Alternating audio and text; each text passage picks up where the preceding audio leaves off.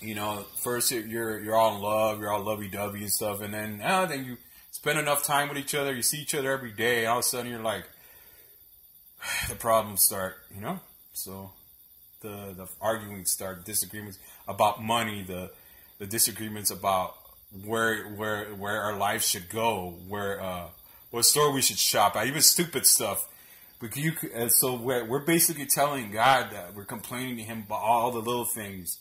When we're in prayer, when or we're just cussing. Seriously, you think I'll be transparent here. It's not like I never cussed before, right? And I know there's a lot of people out there that are believers and go to church and serve God. They cuss too. Okay? It's not like they don't.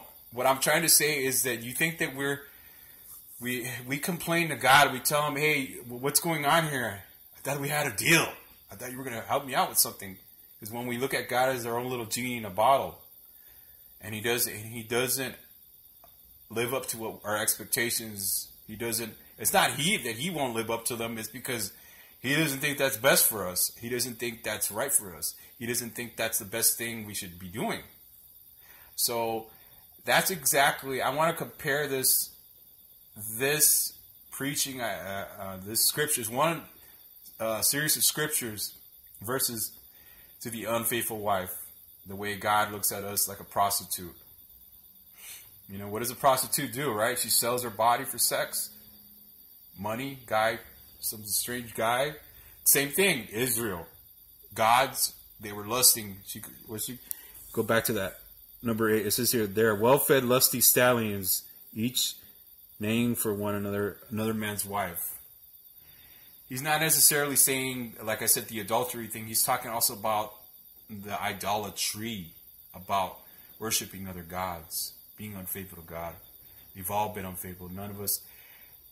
Mark my words. Doesn't matter who you are. You could be your own ministry. We're all unfaithful. There ain't no other way around it. All of us are unfaithful to God. We've all been prostitutes.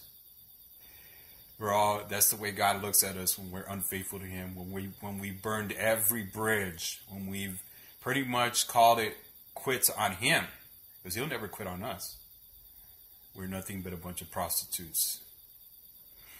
Read my lips. We are nothing but a bunch of prostitutes.